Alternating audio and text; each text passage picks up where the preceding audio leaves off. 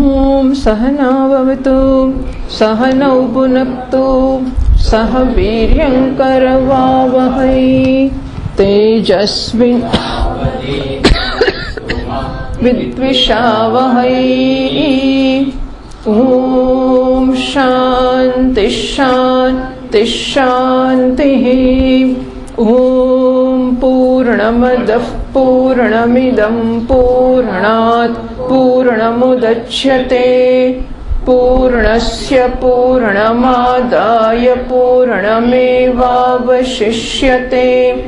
ઓમ શાંતિ શાંતિ શાંતિ. શ્રુતિસ્મૃતિપુરાણાનાં આલયં કરુણાલયં નમામિ ભગવત્પાદં શંકરં લોકશંકરં. શંકરં શંકરાચાર્યં કેશવં બાદરાયણં સૂત્રભાષ્યકૃતૌ વંદે ભગવन्तૌ પુનઃ પુનઃ. ઈશ્વરો ગુરુરાત્મેતિ મૂર્તિભેદવિભાગિને વ્યોમવદ્વ્યાપ્તદેહાય દક્ષિણામૂર્તયે નમઃ.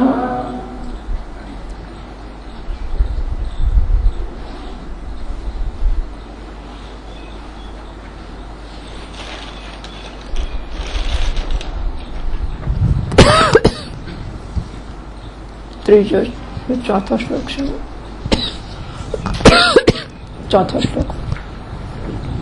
ક્ષદ્વ્યાધિશ્ચ ચિકિત્સ્યતાં પ્રતિદિનં ભિક્ષૌષધં ભુજ્યતામ.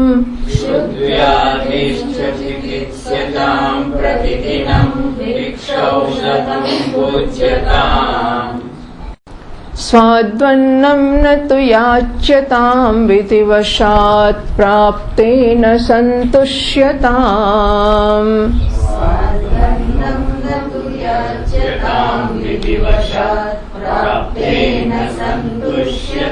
શીતોષ્ણાદિવિષહ્યતાં ન તુ વૃથા વાક્યં સમુચ્ચાર્યતામ.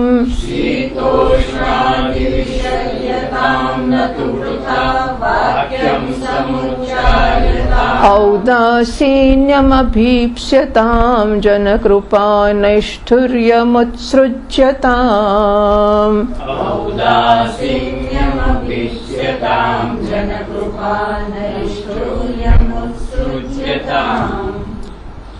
શીતોષ્ણાદિવિષહ્યતાં ન તો વૃથા વાક્યમ સમુચ્ચાર્યતામ.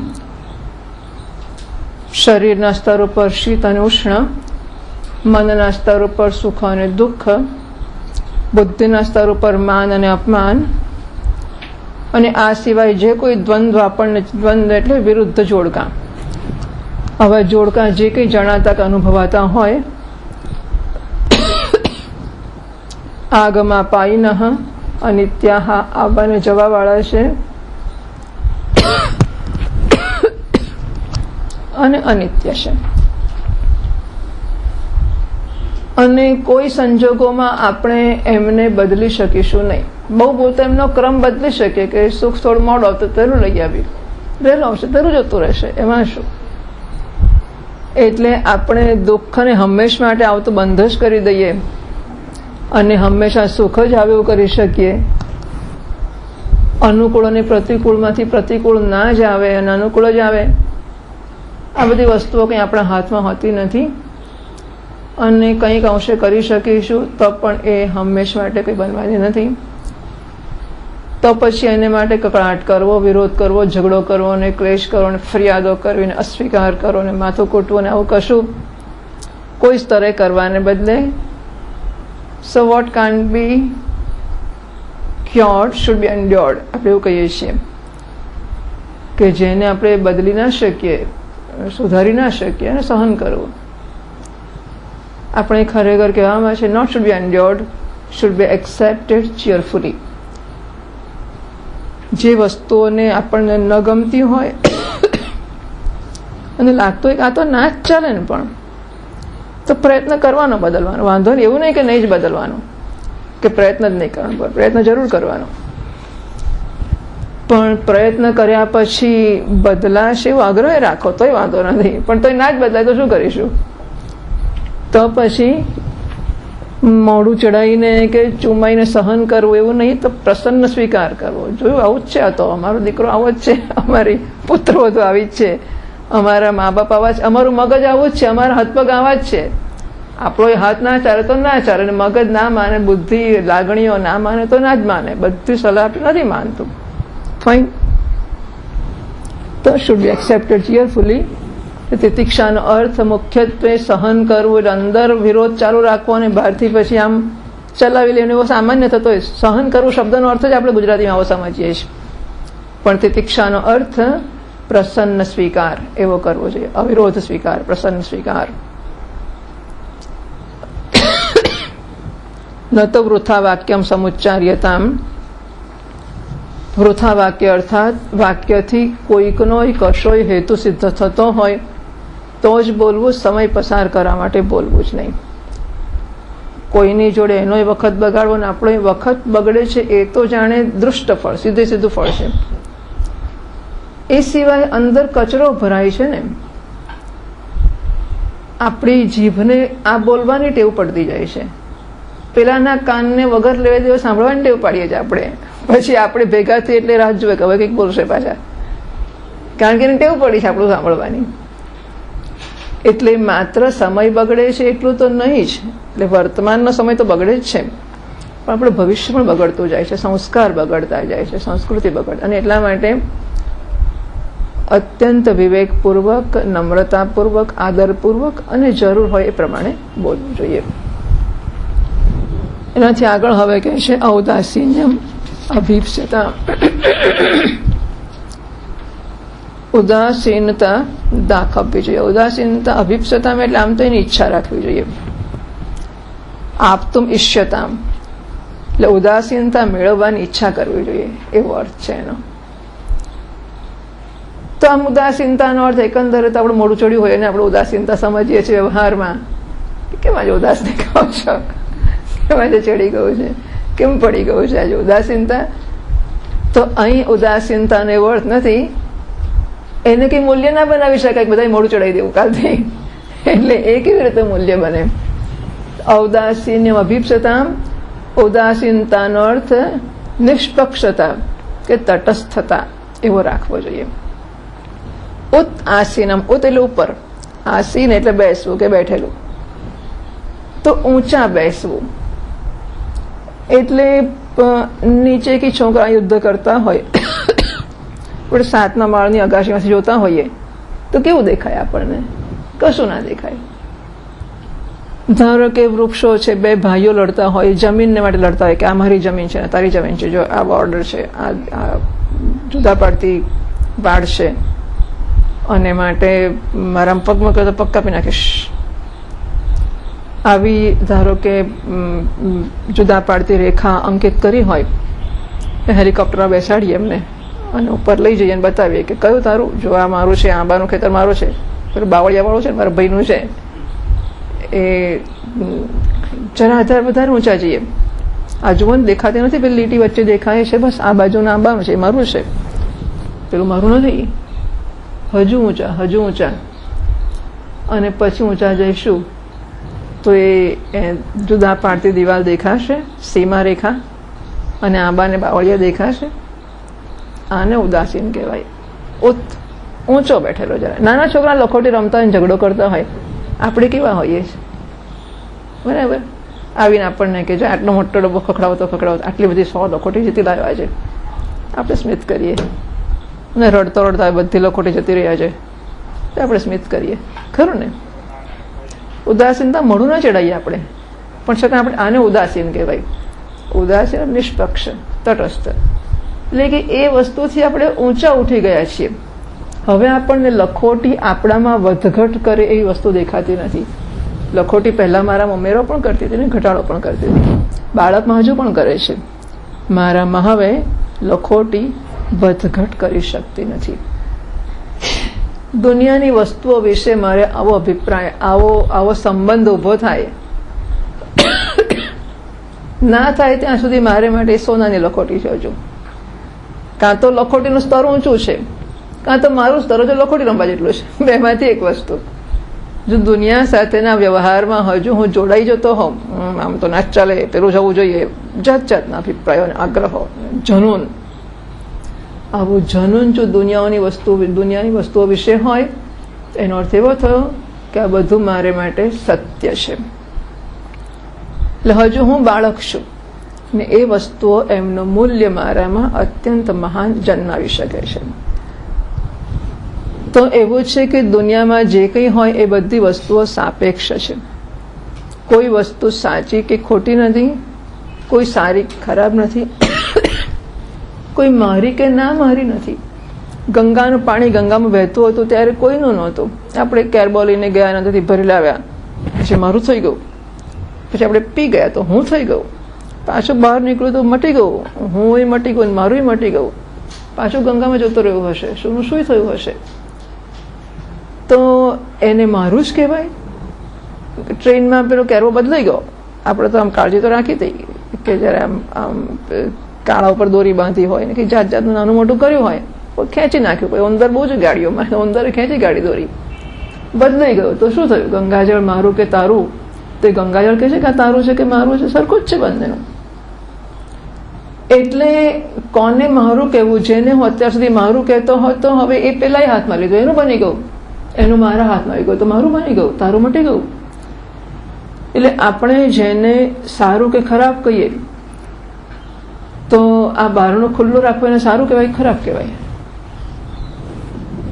તો કેટલી ગરમી જેના ઉપર આધાર છે. જેમ જેમ વધશે એમ બારણું ખુલ્લું રાખવું ખરાબ કહેવાય. બહુ બફારો થતો હોય ત્યારે બંધ રાખવું ખરાબ કહેવાય. તો ભાઈ ખોલો ને, જરા હવા તો આવે. હવે થોડા વખતમાં જો ખુલ્લું રાખશે તો આપણે દાઝી જઈએ એવી ગરમી આવશે. તો બારણું બંધ રાખવું એને સારું કહેવાય કે ખરાબ કહેવાય? પાણીને ઠંડુ કહેવાય કે ગરમ કહેવાય? બોલો. અત્યારે રૂમ ટેમ્પરેચર ઉપર જે પાણી છે લાવીને આપે આપણને, એ સારું કહેવાય કે ખરાબ કહેવાય? એને ઠંડુ કહેવાય કે ગરમ કહેવાય? ઠંડુ કહેવાય કે ગરમ કહેવાય? હવે આપણે આંગળી પેલા ઠંડા ફ્રીજના પાણીમાં બોળીને કાઢીએ અને આમાં મૂકીએ તો ગરમ લાગે, અને ઉકળતા પાણીમાંથી આંગળી કાઢીને મૂકીએ તો ઠંડુ લાગે.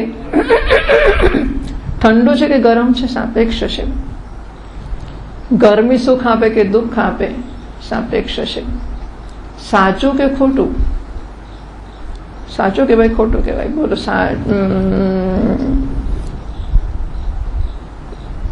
એક માણસ સત્યવ્રત નામનો હતો. એ હંમેશા સાચું જ બોલતો. અને એકવાર એની પાસેથી ગાય પસાર થઈ. પાછળ ખડક હાથમાં ખુલ્લો લઈને આવતો એક કસાઈ આવ્યો. અને પૂછ્યું, ગાય કઈ બાજુ ગઈ? તો એને શું કરવું જોઈએ? હમણાં જ બસ અહીંયા આટલે જ પહોંચી હશે, જો એવું કહેવું જોઈએ કે નહીં? ખબર છે કે જો કહીશ તો ગાયને મારી નાખશે, હમણાં જ મારી નાખશે. તો એનાથી કહેવાય કે ના કહેવાય? તો કહી દેવું કે ગાય આ બાજુ ગઈ, એ સત્ય વચન કહેવાય કે નહીં? અશ્વત્થામાં હતા નરોવા કુંજરોવા બોલાય એવું કહેવાય કે ના કહેવાય? યુધિષ્ઠિરથી બોલાય? અશ્વત્થામાં હતા. જરૂર પડે ભગવાન શ્રી કૃષ્ણ રામચંદ્રજી જેવા અંચઈ કરી થોડી ઘણી, તો કૃષ્ણની તો વાત જ ક્યાં છે, નહીં? પેલા વાલીને આમ મારણ પાછળથી. એટલે સંજોગોને સમય પ્રમાણે અલબત્ત નિર્ણયો કરનાર જરા ઉદાસીન વ્યક્તિ જોઈએ. એ વાત સાચી. ઉદાસીન એટલે ઉપર બેઠેલી. બેમાંથી એક પક્ષમાં બેઠેલી વ્યક્તિ આ નિર્ણય ના કરી શકે કે અંચઈ કરવી કે આને આપણે અંચઈ કહેવી હોય તો એ જરાક નાની મોટી વાત છોડ.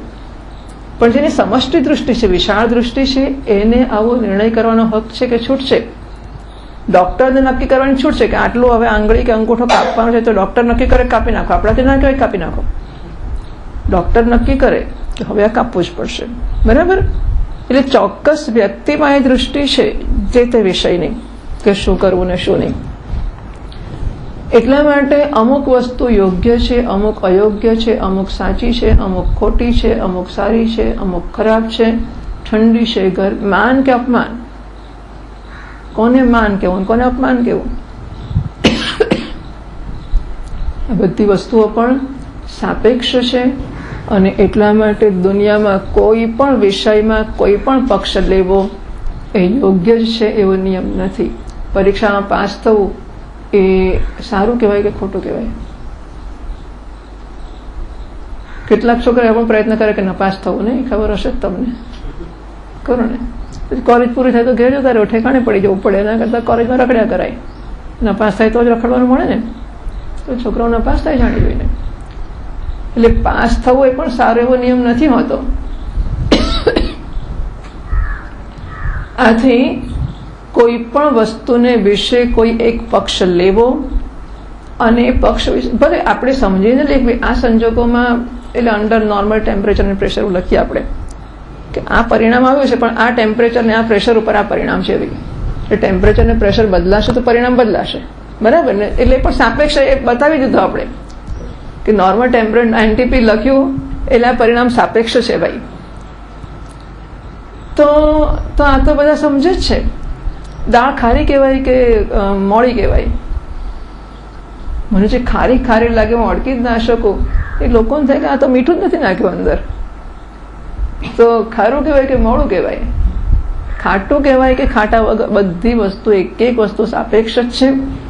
અને એટલા માટે આપણે કોઈ પણ પક્ષ વિશે ભલે મત દર્શાવી શકીએ, મત રાખી પણ શકીએ, એકંદરે આમ હોવું યોગ્ય છે. સામાન્ય સામાજિક સંજોગોની અંદર આવું હોવું યોગ્ય છે, ઠીક છે, હોઈ શકે, હોવું જોઈએ, બરાબર છે. પરંતુ એના વિશે આમ જ એવા કોઈ નિયમો છે જ નહીં.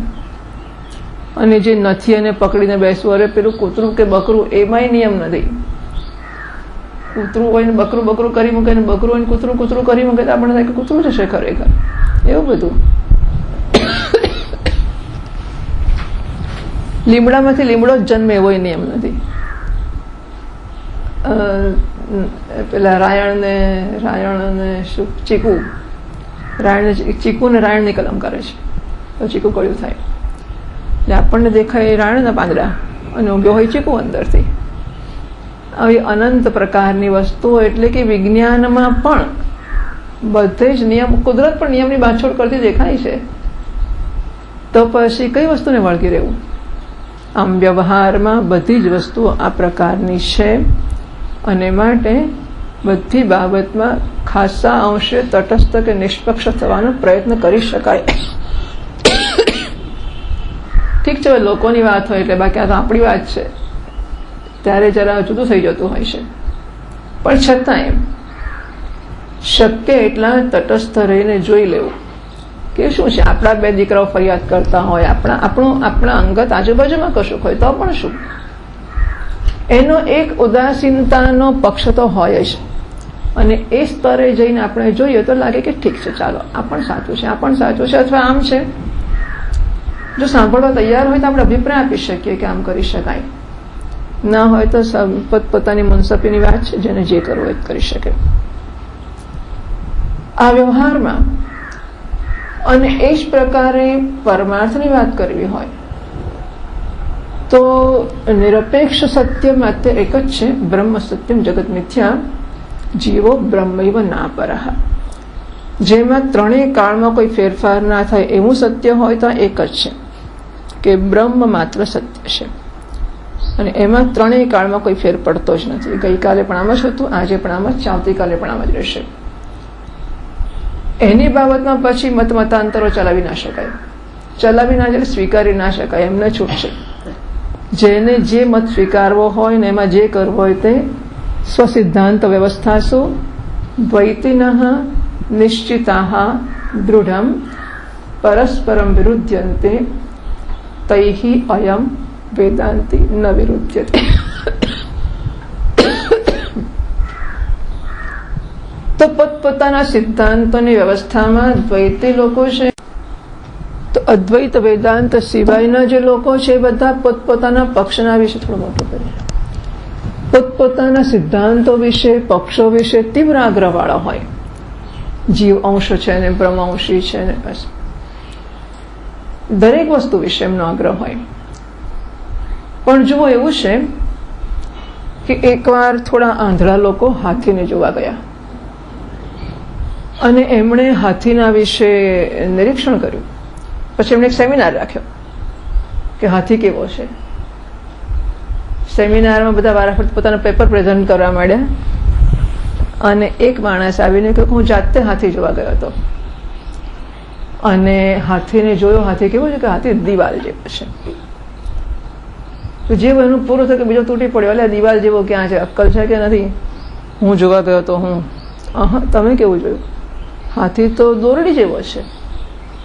અને ત્યાં તો ત્રીજો તૂટી પડ્યો, હાથી સુપડા જેવો છે. ચોથો કહે છે ભાલા જેવો છે. પાંચમો કહે છે થાંભલા જેવો છે. પેલો એક 2 આંખો વાળો એ તો જોયા જ કરે.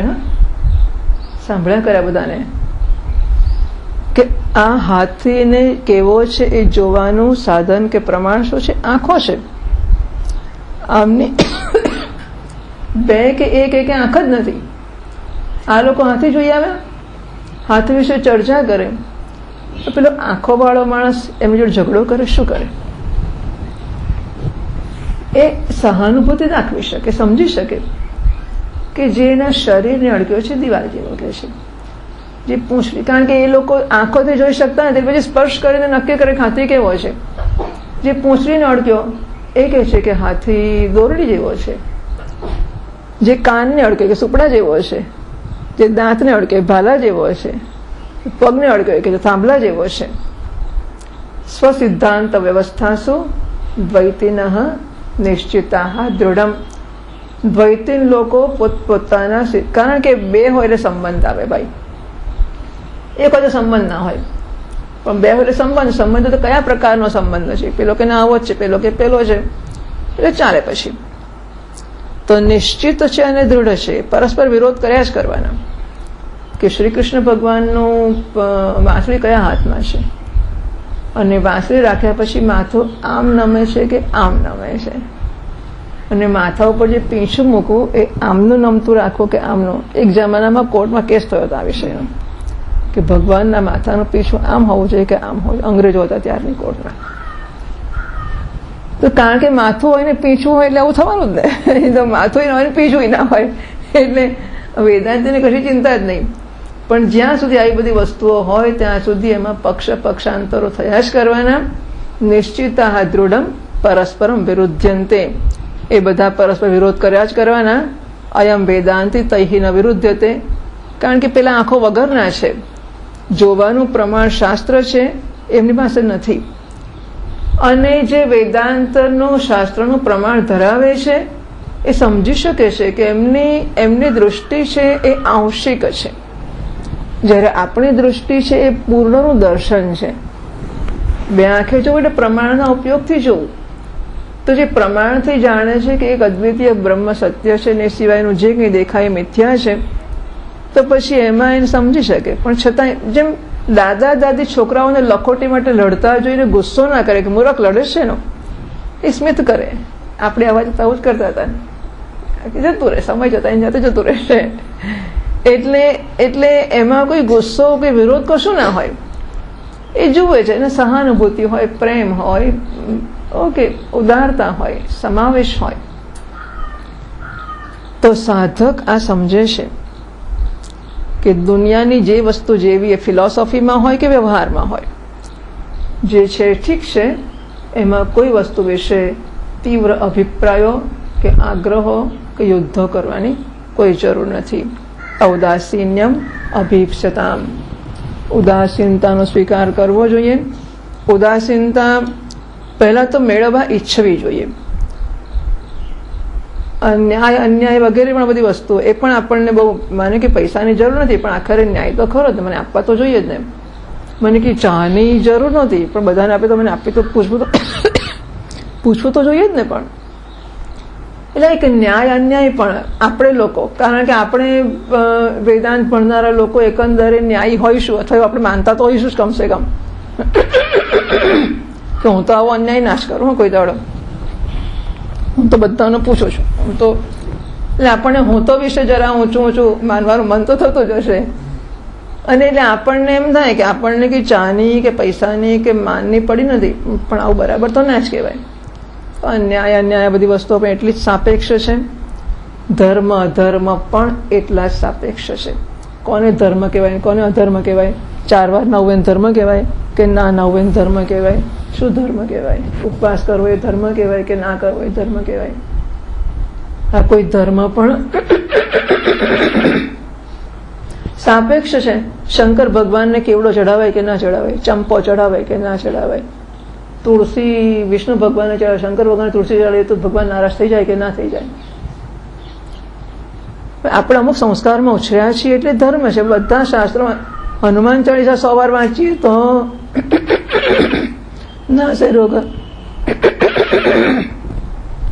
નાસે રોગ હરે સૌ પીરા, પણ એ તો બધામાં જ એવું કીધું છે. દેવીનું કવચ વાંચવાનું કે રામનું કવચ વાંચવાનું કે કૃષ્ણનું કવચ વાંચવાનું કે શિવ કવચ છે? કોનું કવચ વાંચીએ તો રક્ષણ કરશે? નારાયણનું કવચ છે તો કે બધા વારા પરથી વાંચવાના કે રોજે સોમવારે શંકર ભગવાન, મંગળવારે કે ગણપતિનો વાર હોય તો ગણપતિનો કવચ, ને બુધવારે કોનો વાર છે ભાઈ? વિષ્ણુનો કહે છે લોકો, તો બુધવારે વિષ્ણુનો કવચ, ગુરુવારે ગુરુનો કવચ. એવું કરવાનું? શું કરવાનું? કયું કવચ રક્ષણ કરશે? ધર્મ અને અધર્મ પણ એટલા જ સાપેક્ષ છે કે કોને ધર્મ કહેવો અને કોને અધર્મ કહેવો. એટલે કોઈ વ્યવસ્થા, કોઈ નિર્ણય વિશે અત્યંત રાગ કે આસક્તિનો અભાવ આ વ્યવહારમાં શીખવું જોઈએ. અને એટલે આપણે આપણા સિદ્ધાંતમાં સ્પષ્ટ રહી શકીએ. વેદાંતને લાગે વળગે છે ત્યાં સુધી, મારા સ્વરૂપને લાગે વળગે છે ત્યાં સુધી, મારી સમજને લાગે વળગે છે ત્યાં સુધી હું મારા ત્રિકાલા બાધિત સત્ય સ્વરૂપમાં નિશ્ચિત છું, નિષ્ઠ છું. એ સિવાયનું જે છે તે મનની મોજ છે, આમ હોય કે તેમ હોય, એમાં કંઈ મોટા ફેરફારો થઈ જતા નથી. ઔદાસીન્યમ અભીપ્સતામ, સુખ અને દુઃખ બંનેના હેતુઓ મળે આ કારણ આવીને ઉભા રહેતો હર્ષ અને વિષાદથી અત્યંત પ્રભાવિત ના થઈ જવું. અભીપ્સતામ આપતુમ ઇષ્યતામ, આ પ્રકારની મનસ્થિતિ પ્રાપ્ત કરવાનો પ્રયત્ન કરવો જોઈએ.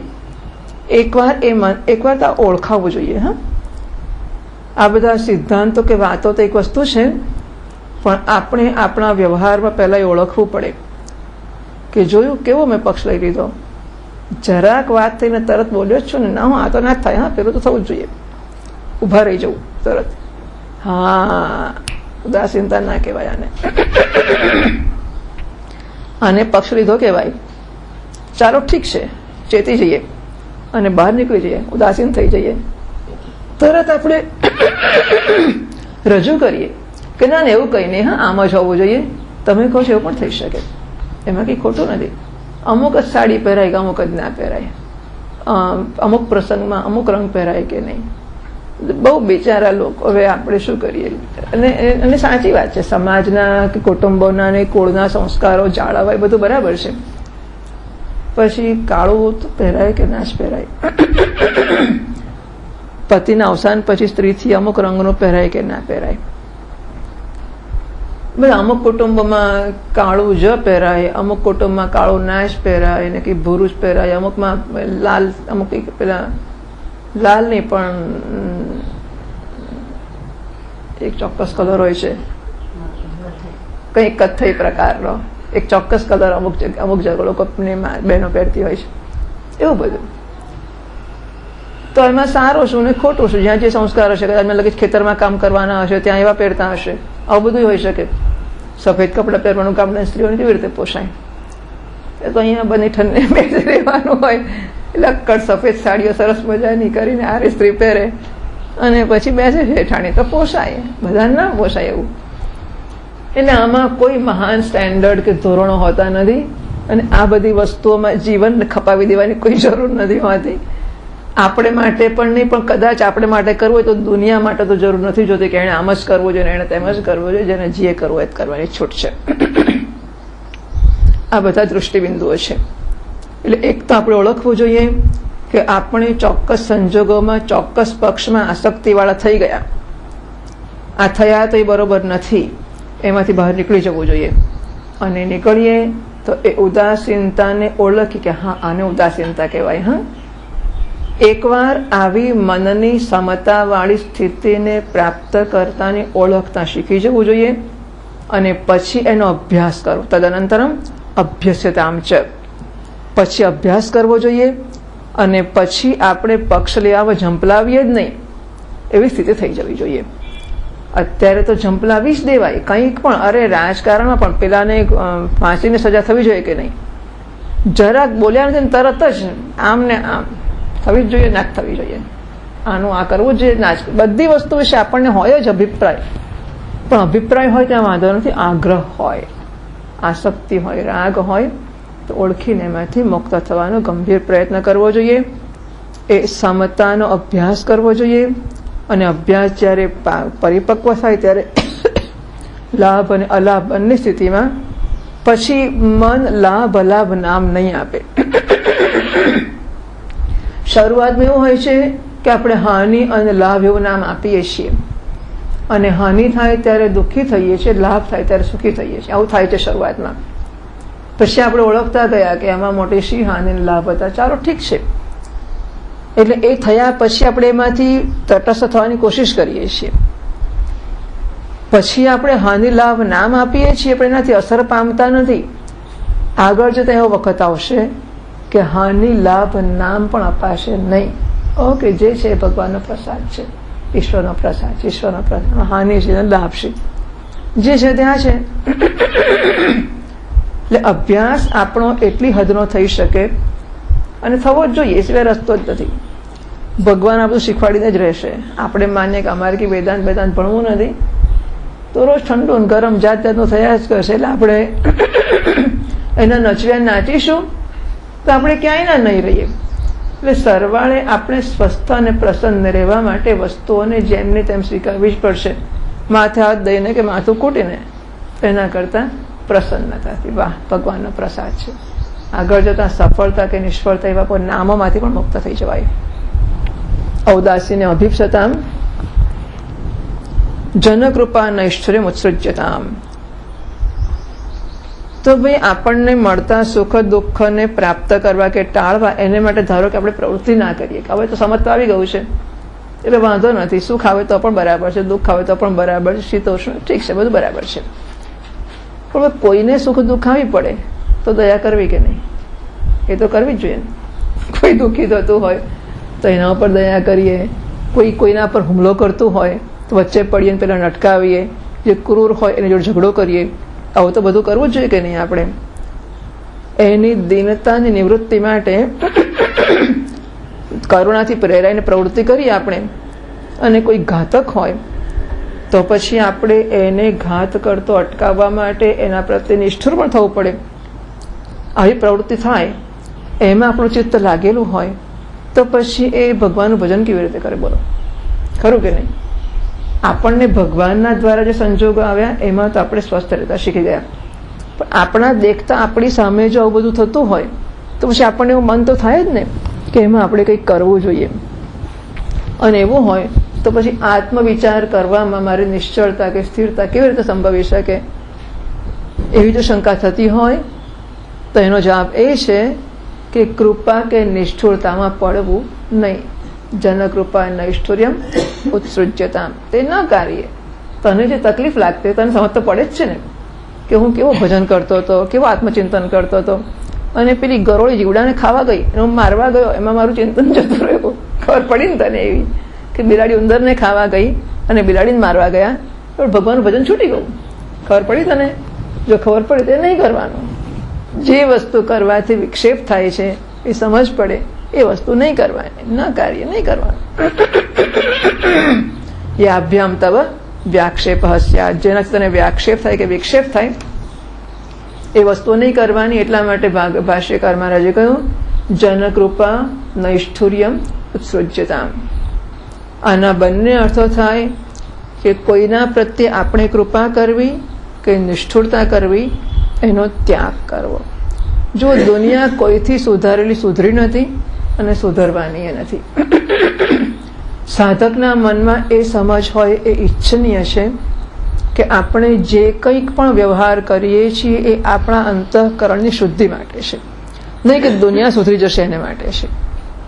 ભલે એવો કંઈક ધ્યેય લઈએ તો કામ કરવાનું મન થાય કે સંતાનોને માતા પિતાની વચ્ચેના સંબંધો બરાબર નથી દુનિયામાં, તો આપણે એવું કંઈક થઈ શકે તો કરીએ કે જેથી સંબંધો સુધરે. એવો ધ્યેય હાથમાં ના લઈએ તો આપણે કંઈ કામ ના કરી શકીએ. એટલે કોઈ ધ્યેય લેવું જોઈએ, પણ એની સફળતા એમાં નથી કે જેથી કરીને તો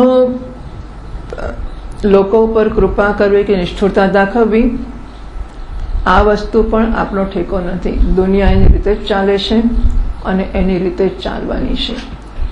હા, આપણે ચોક્કસ ધ્યેય કે લક્ષ્ય પસંદ કરી શકીએ કે વેદાંતનો પ્રચાર કરવો છે, માનો કે શંકરાચાર્ય મહારાજનો પ્રચાર, જે કંઈ કશુંક તો આપણે કરવું જ પડશે, અને કોઈ ધ્યેય પસંદ કર્યા વગર પ્રવૃત્તિ નહીં કરી શકાય. જરૂર કોઈ લક્ષ્ય સામે રાખીને પ્રવૃત્તિ કરીએ, પણ એમાં સફળતા ક્યારે થશે કે લોકો શંકરાચાર્યની પૂજા કરતા થશે ત્યારે સફળતા થશે એવું કંઈ માનવાની જરૂર નથી. સફળતા તો આપણને આનંદ થયો એ સફળતા છે, આપણે સાચું બોલતા શીખ્યા સફળતા છે, શંકરાચાર્ય મહારાજના જીવનમાંથી આપણે કશું શીખ્યા સફળતા છે. એટલે આપણા અંતઃકરણની શુદ્ધિ થાય, આપણે સમતા પ્રાપ્ત કરી શકીએ, આપણે ઉદાસીનતા પ્રાપ્ત કરી શકીએ, આ બધી વસ્તુઓને સફળતા ગણવી જોઈએ, નહીં કે દુનિયામાં એના વડે કશાક ફેરફારો થઈ જશે. મહાત્માઓ કહે છે કે ધરતી પર સ્વર્ગ લાતે લાતે અરવિંદ भी गए और गांधी भी गए, धरती पर स्वर्ग आया भी नहीं और आने वाला भी नहीं. એટલે એને માટે કંઈ મરી જવાની જરૂર, એટલે મરવાનું તો ખરું પણ પેલું આવે એની ચિંતા કરવાની જરૂર નથી. મરવું હોય મરવાનો, એનો વાંધો નથી. માણસાઈ માટે માણસો મર્યા છે એ વસ્તુઓ પણ કંઈ આપણે તો કલ્પનાની બહાર છે. રવિશંકર મહારાજનું માણસાઈના, એટલે ઝવેરચંદ મેઘાણીનું માણસાઈના દીવા પુસ્તક છે. નિશાળમાં ભણવામાં આવતું હતું અમારે, પણ હમણાં મારા હાથમાં આવ્યું, મેં વાંચી કાઢ્યું.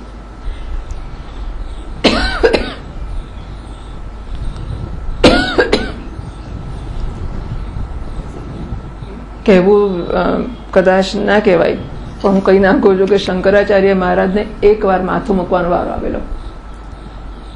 આ માણસે રોજ માથું મૂક્યું હશે, રોજ જ. અને આ લોકોએ જે કંઈ કામ કર્યા છે એ પેલા મહીસાગરના આજુબાજુના કોતરોમાં વાંચવા જોઈએ. એટલે આપણે મહાત્માઓની એક આપણી જુદી વ્યાખ્યા અને જુદું એક ક્લાસિફિકેશન છે કે પુનિત મહારાજને પણ મહાત્મા મૂકીએ, પણ સાધુ સંતોમાં જુદા. જ્યારે આ બધા સાધુ સંતોની બહાર આવે છે, પણ સાધુ સંતો કરતા હશે એના કરતાં ઓછું તો નથી જ કર્યું આપણે.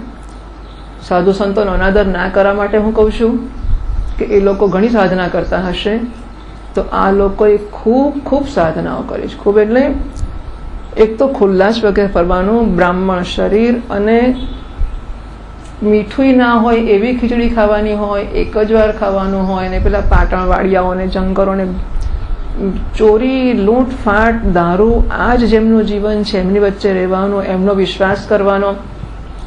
એને અંગ્રેજ સરકારના વખતમાં એટલે પેલો હૈડિયા વેરો ને હાજરી ભરવાની, જાત જાતને વેરાઓમાં છોડાવવા, અને કેટલું લોકોને પેલી લોકઅપમાંથી છોડાવી લાવવાના, એમને બચાવવાના. ઓહો! અને શેના માટે?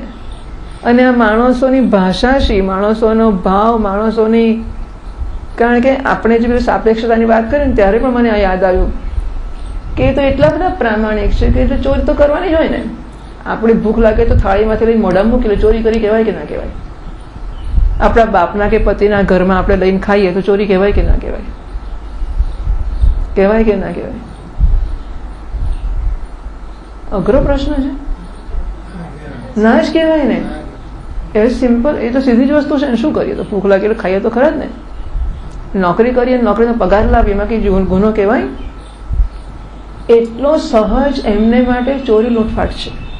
આટલું સહજ. હા, ઉઠીને નાહવાનું તો હોય જ ને, ઉઠીને ખાવાનું તો હોય જ ને, એમ ઉઠીને ચાલો તારે આજે થોડી ચોરી કરી આવીએ, બસ. આ માણસોની વચ્ચે રહેવું ને એમને છોડાવવા ને એમનો આખા જીવતા સુધી એમણે જે કર્યું ને, મેઘાણીએ જે ભાષામાં લખ્યું છે, આ બધું અદ્ભુત વસ્તુ હશે. એટલે લોકોની સેવા ન કરવી એવો આમાં હેતુ નથી. અને શંકરાચાર્ય મહારાજ પણ જે જીવ્યા સેવાનું સ્તર જુદા પ્રકારનું હતું. એમણે બૌદ્ધિક સ્તરની સેવા કરી, કારણ કે એ પ્રકારના એમના સેવ્ય, એમને જે ક્ષેત્રમાં સેવા કરવાની હતી એ આ સ્તરના હતા, એટલે એમની જોડે એ સ્તરની સેવા કરી. એટલે સેવા ન કરવી કે કૃપા નિષ્ઠુરતા ના કરવી એવું નથી કહેતા, પણ આપણે કૃપા કરીએ છીએ કે નિષ્ઠુરતા કરીએ છીએ કર્તૃત્વમાંથી બચવું, અને એના દ્વારા એનું કશુંક સારું ખોટું થશે એની એ રીતે એ ફૂટપટ્ટીથી માપવામાંથી બચવું. બરાબર? સાધુનો સહજ સ્વભાવ જ હોય કે એ કોઈકનું ભલું થાય એવું કરે, સહજ રીતે કરે, અને કોઈકનું ખરાબ થતું હોય તો પાછો આવે, અટકે, બધું કરે, પણ ટુ ટેક ધ રિસ્પોન્સિબિલિટી કે મારા સિવાય એનું કોણ કરશે. સમજાય છે? જતા આવતા કોઈક પડ્યું ને કાઢીને બહાર મૂકીને ચાલા મળે એ જુદી વાત છે, પણ પડેલું બહાર કાઢ્યું પછી એને ખિસ્સામાં ભરીને ઘેર લઈ જવું એ બીજી વાત છે. જેમ ભરત રાજાએ હરણના બાળકને બચાવ્યું પાણીમાંથી અને ઠેકાણે પાડ્યું ત્યાં સુધી બરાબર છે, પણ પછી આપણું છોકરું કરીને ઘેર જ લઈ જવું અને જીવતા સુધી પાછળ પાછળ ફરવું, આ બે વસ્તુનો તફાવત સમજવો જોઈએ. એ ત્યાંથી લાવીને કોઈને આપી શકે, તેને યોગ્ય જગ્યાએ મૂક્યો કે પેલો અનાથ આશ્રમમાં જ્યાં જોઈએ ત્યાં લઈ જાઓ. એટલે દયા કે નિષ્ઠુરતાની જવાબદારી લેવી, અને આપણે એનું ભલું કે ભોળું કરી નાખીશું, આ બધા કર્તૃત્વ સ્વીકારવા, એમાંથી બચવું. મુખ્ય અર્થમાં અહીં જ્યારે સાધકની વાત છે ત્યારે સાધકે તો નાની મોટી દયાના પ્રસંગોમાંથી પણ બચવું. મુખ્યત્વે તો એ કરવા જઈએ એટલે બંધાઈ જ જવાય. ઘણા બધા છોકરા છોકરીઓના એવા પણ લગ્નો તમે સાંભળ્યા જ હશે, છોકરીને દીદી પણ પેલો બચાવવા ગયો પછી લગ્ન કરી નાખ્યું, ખરું કે નહીં? એટલે દયાના સમય સાધુ પર દયા આવી જાય લોકોને કે બિચારો ક્યાં ખાશે, ચાલો આપણે ઘરે લઈ જઈને ખવડાવીએ, એમાં એમાં છોકરીને પરણાવી દે. પછી આવી જાત જાતની વસ્તુઓ થતી જ હોય છે. એટલે ઘણા બધા દયા કે કરુણાના પ્રસંગો આસક્તિમાં પરિણામ પામ્યા હોય એવું મહદઅંશે જોવા મળતું જ હોય છે. જો આસક્તિમાં પરિણામ ના જ પામવાના હોય તો પછી આપણે એક જ જગ્યાએ દયા લીધા કરવાની જરૂર છે. આપણે એક જ જગ્યાએ દયા કરીએ છીએ કે એક જ જગ્યાએ દયા પ્રાપ્ત કરીએ છીએ બતાવે છે કે આસક્તિ થઈ જ ગઈ છે. બાકી આજે આને રોટલો ખવડાવે, કાલે પેલો ખવડાવશે, ત્રીજો ખવડાવશે, એમાં શું? આ જ જગ્યાએ શા માટે રોટલો ખાવા જવું? એટલે ટૂંકમાં દયા કરવી કે નિષ્ઠુરતા કરવી એ જવાબદારીમાંથી સાધકે બચવું જ જોઈએ. એ કોઈ પણ હોય, કોઈ પણ એટલે નજીકના સ્વજનો હોય કે બહારના અજાણ્યા પરજનો હોય, પણ જેનું કરીશું એનું મારા વગર કોણ કરશે એ આપણે માનતા હોય, માનતો કંઈ નથી, પણ એ અંદર આ અહંકાર પોષાતો જ હોય છે. મારા વગર કોણ કરશે વિચાર આવ્યો એનો અર્થ કે હું જ કરું છું, એની જાતે કર્તૃત્વને અહંકાર આવી જ ગયો. મારા વગર કોણ કરશે બિચારાનું થાય શું છે, કોણ એમનું મારા વગર? તું શું સમજે છે? તું તારી જાતની તું જવાબદારી કેટલી લઈ શકે છે? આપણે આટલું કહી શકીએ છીએ કે હું એટલે અને એક સેકન્ડમાં આમનું આમ ના થતું આપણે કંઈ ના કરી શકીએ.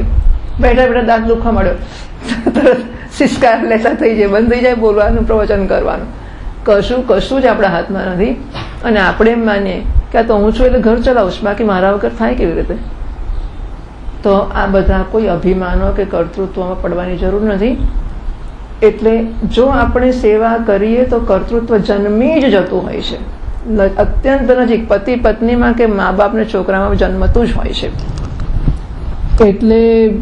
એટલે આ સાધકને માટે તો આ બધી સ્પષ્ટ સૂચનાઓ છે કે કોઈ પણની ચિંતામાં એણે પડવું નહીં. દુનિયાના રોટલા દુનિયા કાઢશે, નારાયણ કાઢશે. આપણે માત્ર આપણી જ ચિંતા કરીએ, સ્પષ્ટ રીતે આપણે આપણી સાધનામાં જ વ્યસ્ત રહેવું, એ સિવાયની ચિંતામાં પડવું નહીં. ને તો બધો સમય ને બધું જ જીવન ખાઈ જશે આ સેવા અને લોકોની જે, કારણ કે પહેલા તો તે ઓબ્લાઇઝ્ડ સેવા કરી બિચારો ઉપકાર માનશે આપણો, પણ પછી ધીમે ધીમે ધીમે ડિમાન્ડ થશે, પછી હક થવા માંડશે, અને પછી નહીં થાય તો તૂટી પડશે. તમે 99 દાડા કર્યો એની ચિંતા નથી, 100 દાડે કેમ ના કર્યું તમને ગાંડા કરી મૂકશે. એટલે અને ધેટ કેન બી એનીબડી, એને મેં કોઈ અજાણ્યા કે ઝૂંપડપટ્ટીની જરૂર નથી. આપણા મા બાપ કે ભાઈ બહેનો કે પતિ પત્ની ગમે તે હશે, 100 દાડા અથાણું કરી આપો ને 1 દાડો અથાણું ના કરી આપો એટલે તમને ગધેડે ચડાવશે, કાકી તો અવાજ છે બધું બગાડ્યું અમારું, વગેરે વગેરે. એટલે ટૂંકમાં કૃપા અને નિષ્ઠુરતા સાધકનું આ કામ જ નથી. દુનિયા ચલાવવાનું કામ નારાયણનો છે, એ ચલાવે છે. આપણે કોઈની સેવા કરીએ કે આપણે કોઈનું ભલું કરીએ કે કોઈનું ભૂંડું અટકાવીએ. આ જુઓ મારી પત્ની આવી છે કે અલે તારી પત્નીમાં હું શું કરું, પણ એટલે ખબર નહીં, પણ લોકોને આ એક સારી સગવડ છે કે સાધુઓને બીજું શું કામ છે, એમને તો પતિ પત્ની છે જ નહીં, એટલે તો નવરાજ છે. એટલે આપણા પ્રશ્નો ઉકેલવા બીજું સિવાય બીજું અમને કામ શું કરવાનું છે. એટલે અમારી પત્ની હોય છે, મારો પતિ હોય છે, મારું આ હોય છે, મારું તે તો ભાઈ તું જાણે, તારા કરમ જાણે, તારું નથી, આપણે શું કરીએ એવું કહેવાય ને. આપણાથી રસ્તે મળે આપણે પ્રયત્ન કરીએ આશ્વાસન આપવાનો, પણ સરવાળે વોટ ઇઝ, આખરે કર્મના ફળોથી પરિસ્થિતિઓ તો બનવાની જ છે. આપણે માત્ર પરિપક્વતા માનસિક મેળવી શકીએ, એને માટે તો આ સત્સંગ છે જ. બદલવાનું હોય તો માનસિકતા છે, એ સત્સંગમાં બદલાશે. પરિસ્થિતિ તો કર્મ ને કર્મના ફળો જ બનાવશે ભાઈ. અને એટલા માટે એમાં કોઈ સાધુ આમ ચમત્કાર કરે કે પીછું ફેરવું તેવું કશું થવાનું નથી. અને ફેરવશે તો આમ ફેરવશે એટલે આમ બધા આમ ફેરવશે પાછું બીજું બદલાઈ જશે, અને સાધુઓને બીજા ફરી જાય. પછી તો તમે જુઓ જ છો કે પીછા ફેરવનારા સાધુઓને પોતાના પીછા જ ફરી જાય છે અને એની સી દશા થઈ જાય છે, એવું બધું. એટલે આવા કોઈ ચમત્કારો હોતા જ નથી. આપણે આપણી પરિપક્વતા બનાવવી પડે અને વસ્તુઓનો પ્રસન્ન સ્વીકાર કરતા શીખવું પડે. એ સિવાય કોઈને ઉપર કૃપા કરવી કે નિષ્ઠુરતા કરવી એ આપણું કામ નથી, એક વસ્તુ. બીજી વસ્તુ, લોકો આપણા ઉપર કૃપા કે નિષ્ઠુરતા કરે ત્યારે શું, બરાબર? બે વસ્તુ છે. એક તો આપણે કોઈના સંજોગો જોઈને અંદર ઝંપલાવવું નહીં. હું બહુ ના કહું છું, પણ મને રોજ કહે છે તમે મારી ઘરે ભિક્ષા માટે આવો. આપણે કેટલી વાર ટાળીએ, કેટલી વાર ના કહીએ, પછી એમને ચાલો ત્યારે એકવાર જઈ આવીએ. અને આપણે જઈએ એટલે એટલી સેવા કરે, પછી એમ થાય કે આટલી બધી સેવા કરે છે, કેવી રીતે ના કહેવાય. અને એમને આપણે કને કંઈ જોઈતું નથી. મેં ગઈ વખતે કહ્યું ને પેલા મુર્દા હૈ કે કબર હૈ, બસ. એટલે જો કોઈની કૃપા લેવાનું શરૂ કર્યું તો ઓબ્લિગેશન ચડી જ જાય, એક વસ્તુ. બીજી વસ્તુ, કોઈ આપણી સ્તુતિ કરતું હોય તો એ આપણી સ્તુતિ નથી કરતો. સમજો, સ્તુતિ કરનારો જે મૂલ્યોને એ મૂલ્યવાન સમજે છે અને એ પાલન કરી શકતો નથી અથવા ઓછું કરી શકે છે, એ મૂલ્ય આપણામાં જુએ તો એ મૂલ્યનો આદર કરે છે. ધારો કે માણસને લાગતું કે સાચું બોલવું જોઈએ, આ મહાત્મા ખરેખર સાચું બોલે છે. આપણે સાચું નથી બોલી શકતા, આપણે કેટલી વાંચછોડ કરીએ, અંજય કરીએ, એટલે આપણને એમ થાય કે ના ના ખરેખર આ મહાત્મા સરસ છે. કેમ? કારણ કે સાચું બોલે છે. જે ક્ષણે લાગે કે મહારાજ અંજય કરી, હા જરા ગરબડ લાગે છે, ખલાસ. એ જ માણસો સાચું હોય કે ખોટું હોય, પણ એમને શંકા પડી એકવાર કે આપણે જૂઠું બોલ્યા, તો જે આજે સ્તુતિના તોરણો બાંધે છે એ કાલે નિંદાની લાકડીઓ લઈને મારવા, અને નિંદા કરનારને ટોળું વધારે મોટું ભેગું થશે. સ્તુતિ કરનારને ટોળું નહીં હોય, સ્તુતિ એકલો એકલો કરશે, પણ નિંદા કરશે તો આખી દુનિયા લઈને આવશે, છાપે ચડાવશે, બધું જ કરશે. એને બીકથી બચવું એવી કંઈ જરૂર નથી કે નિંદા કરશે માટે સ્તુતિ સહન ના કરવી. પણ આપણને રસ શા માટે હોવો જોઈએ સ્તુતિ નિંદામાં? જો આ બધું એવું પણ છે કે સેલ્ફ ઇવેલ્યુએશન, સ્વામીજી મહારાજ કે ભાઈ અમુક જગ્યાએ કેમ આટલું બધું કે માણસોને પોતે પોતાનું મૂલ્યાંકન લોકોને કને કરાવવું હોય છે. કારણ કે હું કંઈક છું એવું મને સંતોષ નથી, મને એવું નથી લાગતું હું કંઈક છું. જ્યારે તમે મને કહો કે સરસ પ્રવચન કર્યું, ત્યારે એમ લાગે કે ના કંઈક છે, કે આપણને એમ થાય બરાબર થયું કે ના થયું. લોકો પૂછે, હા મેં એક વાર સાંભળીશ, કેસા લગા આજ કા પ્રવચન. હવે એ પૂછવાની અંદર મમતા પણ હોઈ શકે. પોતાના પ્રિય શિષ્યો હોય અને શિક્ષક અને વિદ્યાર્થીનો અત્યંત સુંદર સંબંધ હોય, જ્યાં શિક્ષકને એવી જરૂર હોય કે વિદ્યાર્થી ખુશ થશે આમ કહેવાથી, તો એ એટલે આ વાક્ય જ ગુનો છે એવું નથી, પણ ઇન જનરલ પણ આવું સાંભળવા મળે કેસા થાય. તો કોઈકના કીધે આપણને આપણા વિશે જરા થાબડવાનું મન થાય તો એનો અર્થ કે અંદર ખૂબ મહાન ઉણપ છે, બહુ જ અછત કે અભાવ આપણને લાગતો હોય છે કે મારો કોઈ ભાવ પૂછાતો નથી. દેટ ઇઝ લઘુતા ગ્રંથિ અથવા ઇન્ફિરિયોરિટી કોમ્પ્લેક્સ, કે હું કંઈ છું જ નહીં. જ્યારે કોઈ કહે કે તમે કેવા સરસ છો, તમે કેવા વિદ્વાન છો, તમે કેટલા નિયમિત છો, તમે કેવા સારા વક્તા છો, તમે કેવા ધનવાન છો, કેવા રૂપાળા છો, 80 વર્ષના માજીને કે બા તમારો વટ પડે છે, એટલે વારે જરા સારું લાગે ખરું. કેવું આપણે એ વ્યવહારમાં એવી ઉદારતા રાખવી જોઈએ, બધાને કેવું સરસ છે આમ તેમ. પરંતુ આપણને કોઈ આવું કહે ત્યારે જરા સારું લાગે કે ખોખારો ખાવાનું મન થાય, એ પણ પરાશ્રિતતા છે. એમાંથી મુક્ત થવાનો પણ ગંભીર પ્રયત્ન કરી લેવો જોઈએ. દરેક જણ જે છે તે છે, આખરે હું આત્મા પરિપૂર્ણ છું. અને કે શરીર થોડું સારું થાય કે મન કે બુદ્ધિ કે કશાકનો વટ પડે કે સ્તુતિ પડે કે સીએમ સાહેબ આવે ને આપણે બાજુમાં બેસાડીને ફોટા પડીએ અને પછી આપણો વટ પડે, એ શું મોટું થઈ જવાનું છે? કોઈ સીએમ જ કાલે ઉતરશે કોઈ અનુભવ નહીં પૂછે. એટલે આ બધી વસ્તુઓ એટલી બધી ક્ષુલ્લક હોય છે જેની કોઈ કિંમત નથી. અને ભલે કોઈક હેતુ માટે હોય કે એ કરવાથી આપણો પ્રચાર થશે, વોટ એવર, એ બધી જુદી વસ્તુ. વ્યક્તિગત વાત કરીએ તો આપણને જો ફૂલનેસ, મારી પૂર્ણતાનો અનુભવ કરવો હોય તો આ બધી વસ્તુઓ ફૂટપટ્ટી બની શકે ખરી? ના જ બની શકે. હવે તમે મારે 24 માંથી 23 કલાક વખાણ કરશો, 1 કલાક તો એકલો પડીશ જ ને હું. ત્યારે શું પાછો હું બિચારો બાપડો જ બની જવાનો? કોઈના ફૂલાવ્યા ફૂલીને જો આપણે જીવતા હોઈશું તો જરાકમાં હવા નીકળી જશે ને આપણે ક્યાંય ના નહીં રહીએ. એટલે આપણે કોઈના પર દયા કે નિષ્ઠુરતા કરવામાં પડવું નહીં, અને કોઈ આપણા ઉપર કરે એનાથી પ્રભાવિત પણ થવું નહીં. નિંદોમત નિંદોમત, સરાહના પડેગા, સરાહોમત સરાહોમત, નિંદના પડેગા. મહાત્માઓ કહે છે કે નાની નાની વાતોમાં લોકોની સ્તુતિ પણ ના કરવા માંડશો, કારણ કે જેની સ્તુતિ આજે કરીશું એમાં જ કાલે કશું ઘટતું દેખાશે, આપણે નિંદા કરવાનો વારો આવી જશે. અને તમે ને મેં જિંદગીમાં જોયું જ છે કે કેટલી વ્યક્તિ આપણી જીવનમાં આવી ગઈ જેને આપણને લાગતું હતું કે આહા હા, આકાશમાંથી ભગવાને ખાસ દેવદૂત મોકલી આપ્યો છે આપણે માટે, એટલો બધો ઉપકારક લાગતો હોય. અને જોતામાં તો જાણે ઓળખાણ જ ન હોય એમ ફટદીને ચાલવા માંડે, ઉપરથી આપણી બધી ચારે બાજુ બુરાઈ કરવા માંડે. નથી બન્યું એવું? એવી રીતે આપણે કોઈકનો દુશ્મન માનતા હતા અને કદાચ ખરેખર આપણું ખોટું કરતો હોય, અને કેટલાક વખત પછી ખબર પડે કે આપણા ચોક્કસ કટોકટીના સમયમાં એણે જ આપણી મદદ કરી. આવું બધું બનતું જ હોય છે. એટલા માટે આ બધી વસ્તુઓથી અત્યંત પ્રભાવિત ના થવું. નિંદોમત નિંદોમત, નિંદા ના કરશો નિંદા ના કરશો, પ્રશંસા કરવાનો વારો આવશે. પ્રશંસા ના કરશો પ્રશંસા ના કરશો, નિંદા કરવાનો વારો આવશે. ટૂંકમાં ઠીક છે, ये भी ठीक है वो भी ठीक है.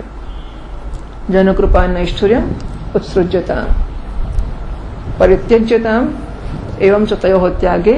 એ પ્રશ્ન એ હતો કે આવું જ્યારે થાય ત્યારે તમારી આત્મચિંતનમાં નિષ્ઠા ના જ રહે ને, તો કહે છે કે આમાં પડશો નહીં ભાઈ, તો પછી નિશ્ચળતા તમારી ટકી રહેશે.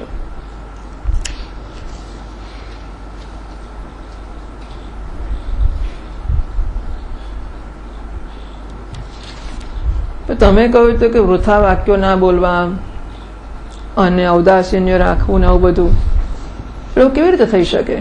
એટલે હવે 5મા શ્લોકમાં કહે છે, એકાંતે સુખમાસ્યતામ પરતરે ચેતસ સમાધીયતામ પૂર્ણાત્મા સુસમીક્ષ્યતામ જગદિદં તદ્બાધિतं દૃશ્યતામ પ્રાક્કર્મ પ્રવિલાપ્યતામ ચિતિબલાत् નાપ્યુત્તરશ્લિષ્યતામ પ્રારબ્ધં ત્વિહ ભુજ્યતામ અથ પરબ્રહ્માત્મના સ્થીયતામ એકાંતે સુખમાસ્યતામ પરતરે ચેતસ સમાધીયતામ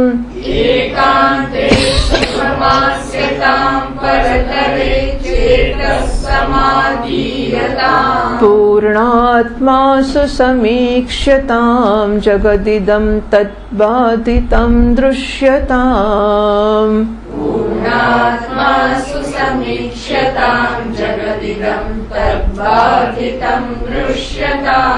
સમીક્ષ્યતામ દીર્ઘઈ છે. પ્રાકર્મ પ્રવિલાપ્યતામ ચિતિબલાત નાપ્યુત્તરશ્લિષ્યતામ પ્રાકર્મ પ્રવિલાપ્યતામ ચિતિબલાત નાપ્યુત્તરશ્લિષ્યતામ પ્રારબ્ધમ પિહ ભુજ્યતામથ પરબ્રહ્માત્મના સ્થીયતામ પ્રારબ્ધમ ત્વિહ ભુજ્યતામથ પરબ્રહ્માત્મના સ્થીયતામ એકાંતે સુખમાસ્યતામ. તો જો હવે એવો પ્રશ્ન હોય તો કે ક્યારે આ કેવી રીતે થઈ શકે? બોલવું નહીં, કારણ કે તમે કોઈની જોડે હોવ એટલે એમ થાય કે આ કેવું લાગે, બેસી રહીને બોલીએ તો કેવું લાગે, એટલે બોલવું પડે. પછી કંઈક વાતચીત કરવી પડે, કોઈક વ્યવહાર કરવો પડે, ક્યાંક દયા નિષ્ઠુરતા થઈ જાય આપણી આંખોની સામે થતું હોય. એટલે આ બધાથી બચવું કેવી રીતે?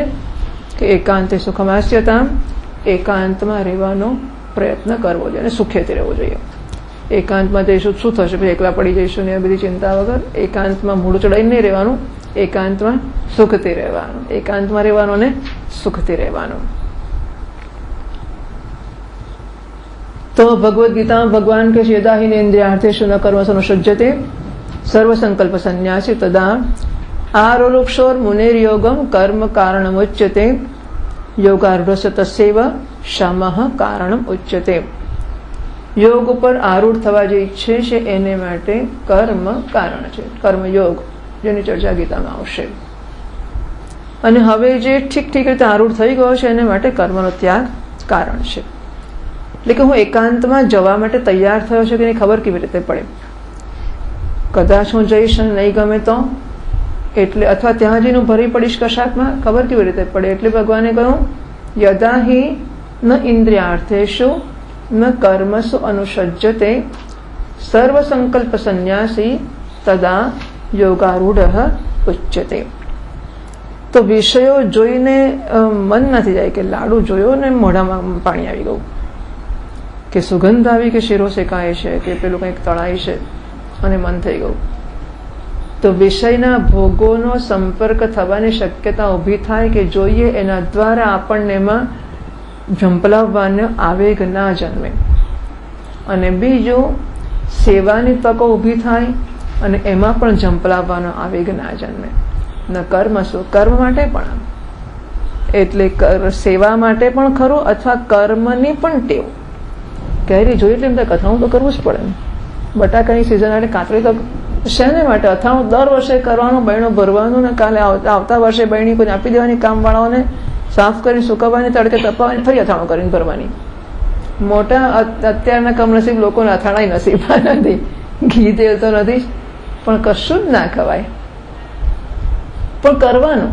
એટલે અત્યારની પુત્ર વધવો નહીં કે પેલી જે ઘરડા લોકોની પેઢી ખરી ને, એ સિઝન આવે અથાણું કરવું જ પડે. એટલે કર્મ વિશેનો એક આગ્રહ એટલે એ શરીરની સ્વાભાવિક પ્રવૃત્તિ આ દિશામાં સ્વાભાવિક, જેમ પાણી ઉપરથી કેવું નીચે જાય જ, એમ શરીરની અંદર એવું હોય જ કે ખાવું પણ ના હોય, કશું જ નહીં, પણ તોય કરવા જોઈએ જ. કર્મ કરવાની આસક્તિ જ હોય, અથવા સેવાની આસક્તિ, કે કોઈ જોયું નથી કોઈને મદદ કરવા અને આ કરવાનું પેલું કરવાનું, જ્યાં ત્યાં ઝંપલાવવાનું મન થાય. તો આ જુઓ, એટલે આપણે તો કયા પ્રકારની આ સંસ્કૃતિ છે, કેવું જ્ઞાન છે, કેવી અપેક્ષા છે. કારણ કે સેવા કરવાની બુદ્ધિ એનામાં સત્ય બુદ્ધિ રાખીને થશે કે મિથ્યા બુદ્ધિ રાખીને થશે? મને કહો જોઈએ. સ્વપ્નમાં જો કોઈને મારી નાખ્યા હોય તો આપણે જાગીને એને મદદ કરવા જઈએ કે ના જઈએ? કહે છે કે ગાંધીજીએ રમણ મહર્ષિને પૂછાવ્યું કે અત્યારે દેશમાં આટલી બધી મુશ્કેલી છે ને તમારી સેવાઓની જરૂર છે, તો તમે સેવા માટે કેમ અમને મદદ કરતા નથી? રમણ મહર્ષિ કહે છે કે હું જાગી ગયો પછી કે દુનિયા ઊંઘે થોડી છે, આખી દુનિયા જાગી ગઈ, કોણ કોની સેવા કરે? એટલે જ્યાં સુધી સત્ય બુદ્ધિ હોય ત્યાં સુધી જ્યાં સેવા અને ભોગ પણ રહ્યા કરે. જ્યારે આ માણસ જો ભોગની બુદ્ધિ પણ એમાંથી આનંદ આવે છે, સાચો છે તો જ હોય ને આનંદ, કાં તો પછી ટેવથી હોય, પણ એ ટેવ પણ આનંદ સાચો છે એ કરીને ટેવ પડી આપણને. એટલે ભોગ બુદ્ધિમાંથી બચવા માટે પણ સત્ય બુદ્ધિમાંથી જ બચવું પડશે. એવી રીતે સેવા કરવાની બુદ્ધિમાંથી પણ માણસ તે રીતે જ બચી શકશે સરવાળે કે આ મિથ્યા છે. આખરે એ દુઃખી આપણું નાનું છોકરું પેલું ઘડો એનો ફૂટી ગયો કે ઢીંગલી તૂટી ગઈ અને રડતો હોય, આપણે છાનું રાખીએ એને, પણ આપણે એનાથી દુઃખી નથી થતા. આપણને ખબર છે કે આમ તો એ તો ઘડી વારમાં ટાળો પડી જશે. આખરે ઘડો માટીનો જ ફૂટ્યું છે ને ઢીંગલું, એમાં શી મોટી વાત છે.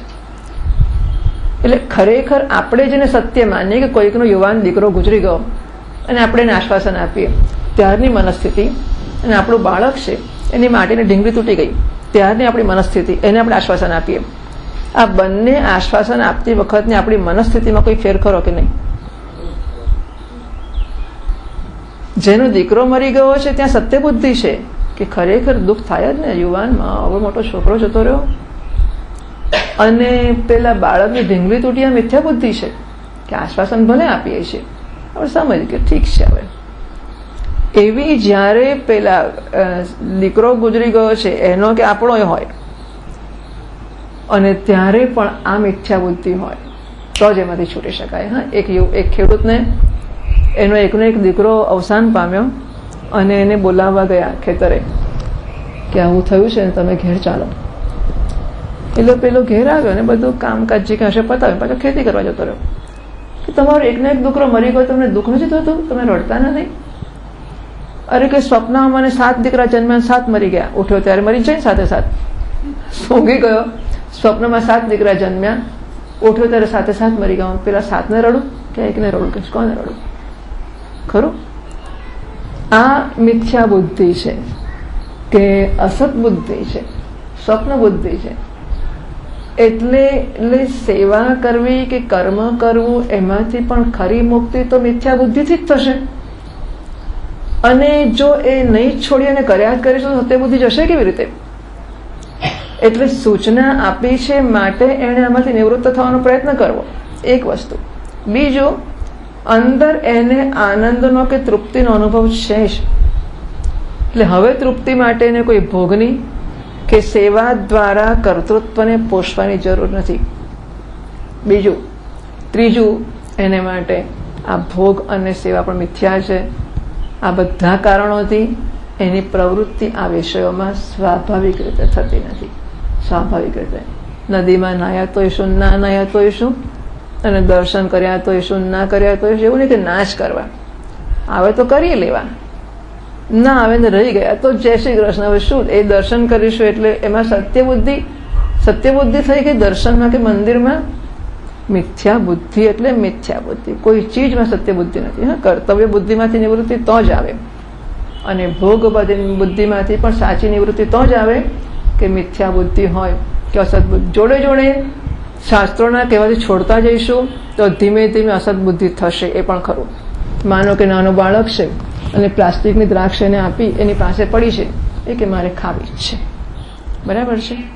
એ એટલો નાનો છે કે એને ખાધા પછી ખબર નથી પડતી કે આ સાચી છે કે ખોટી. સમજાય છે? થોડુંક મોટું ખબર પડે, મોઢા મૂકીને કાઢી નાખે, પણ તે એટલું નાનું છે કે સમજતો નથી કે પ્લાસ્ટિકની છે એટલે ખાવાની નથી. અંતે એમ કે આ ખાવાની જ કહેવાય. ત્યારે દાદાગીરી કરીને જ બહાર કાઢવી પડે ને આપણે. ત્યારે એ માત્ર સૂચના માને નથી ખાતો. એમ કરતા કરતા મોટો થઈને સાચે સાચ સમજશે કે આ ખોટી છે, બરાબર છે. એમ અત્યારે આપણને ભોગ અને કર્તવ્ય સાચા લાગે છે ત્યારે પણ શાસ્ત્રોએ સૂચના આપી છે એટલા ખાતર એને કે નહીં કરવાનું, એટલે છોડવું પડે. કહ્યું છે ભણવાનું જ છે, ભણવા છે, કશું નહીં કરવાનું, ચલો આપણે છોડીએ. પછી ખબર પડે કે સારું જ થયું છોડ્યું તે, એમાં શું હતું? ધીમે ધીમે એમાંની મિથ્યા બુદ્ધિ વખત જતા વિકાસ પામશે. પણ નહીં જ છોડી અને કર્યા જ કરીશું તો ક્યારેય એમાં મિથ્યા બુદ્ધિ થશે જ નહીં. એટલા માટે યદા હિ નિંદ્યાર્થેષુ ન કર્મ સનુસજ્જતે. જ્યારે હવે એને ભોગ માટે ને કર્તવ્ય માટે પણ ચાલો ઠીક છે, સૌ સૌના નસીબ પ્રમાણે બધાનું બધું થયા જ કરે છે. કોઈના વડે કોઈની દુનિયા ચાલતી નથી અને કોઈના ન હોવાથી કોઈની દુનિયા અટકતી નથી. બધાનું બધું ચાલ્યા તો નારાયણ બધાની સબ વ્યવસ્થા કરે જ છે. આવી જ્યારે પૂરેપૂરી ખાતરી છે ત્યારે પછી સર્વ સંકલ્પ સંન્યાસી હવે એના મનમાં આ ભોગવવું જોઈએ કે આ કરવું જોઈએ એવો કોઈ પ્રકારનો સંકલ્પ છે જ નહીં. ત્યારે એ યોગારૂઢ હવે ઘર છોડવા માટે તૈયાર છે. એને છોડવું જ જોઈએ. એકાંતે સુખમાસ્યતામ, તો એકાંતમાં જવાની તૈયારી ત્યારે થઈ નહીંતર તો જ્યારે બહાર ક્યાં રાહ કે ભંડારો ક્યારે થશે હવે, તો પછી બહાર જવાનો લાભ નહીં મળે. પણ એકાંતમાં જવું એનો અર્થ આ બધું થઈ ગયો. આ તો 5મા શ્લોકની પહેલા બધું પતી ગયું છે. સ્વાદોન્નમૃતિ યાચ્યતા મથોરતા વાક્ય બધી જ વસ્તુ આવી ગઈ છે. પણ હવે પેલું ન કરવું હવે કરવું શું? એકાંત એટલે ગુરુજીની પાસે ગયા, ગુરુજીની સેવા કરી, બધું થઈ ગયું. શ્રવણ કર્યું, મનન કર્યું, સરવાળે શું? એકાંતે સુખમાસ્યતા. હવે એકાંતમાં જવાનો તારે અભ્યાસ કરવો જોઈએ. યોગી યુંજિત સતતમ આત્માનમ રહસ્ય સ્થિત એકાકી યત ચિત્તાત્મા નિરાશી અપરિગ્રહ. સતતમ યોગી આત્માનમ યુંજીત. સતત યોગીએ કે સાધકે આત્માનું ચિંતન કરવું જોઈએ. આત્મામાં પોતાના મનને લગાડવાનો પ્રયત્ન કરવો જોઈએ. આપણી સાદી સીધી એકદમ સહેલી ભાષામાં કહેવું હોય તો પોતાને જ માણવાનો પ્રયત્ન કરવો જોઈએ. શરીરને દંડ બેઠક કરીને બાપુ સરસ એટલે એનાથી ખુશ થયા ના. પોતાને એટલે પોતાને. આ પણ ઇદમ થઈ ગયું. ઇદમ શરીરમ કૌંતેય ક્ષેત્રમ. આ ઇદમ થઈ ગયું. મન ઇદમ થઈ ગયું. બુદ્ધિ ઇદમ થઈ ગઈ. એટલે શરીર મન બુદ્ધિની પહેલવાન થવાથી આપણે કંઈ ખુશ થઈ જવું નથી. આ બધા વગર પણ હું છું એ હુંમાં પ્રસન્નતાને માણવાનો નામ ધ્યાન હોય. નિધિ ધ્યાસન એટલે જે બધા અઘરા વાક્યો હોય તે. આપણી તો આ ભાષા છે કે હું મને માણું, બસ મને મજા છે, હું જેવો છું તેવો. હાથ આમ નથી ચાલતો તોય મજા છે, ચાલે તોય મજા છે, દેખાય તોય મજા, ના દેખાય સો વિથ ઓર વિધાઉટ. ઉપાધિ અમુક પ્રકારની હોય તોય કે અમુક પ્રકારની ના હોય તોય હું આનંદમાં છું. આત્માનમ એને માટે રહસ્ય સ્થિત. આપણે કહ્યું કે જ્યાં સુધી સત્ય દર્શન થાય ત્યાં સુધી એકાંતમાં જવાનું મન નહીં થાય.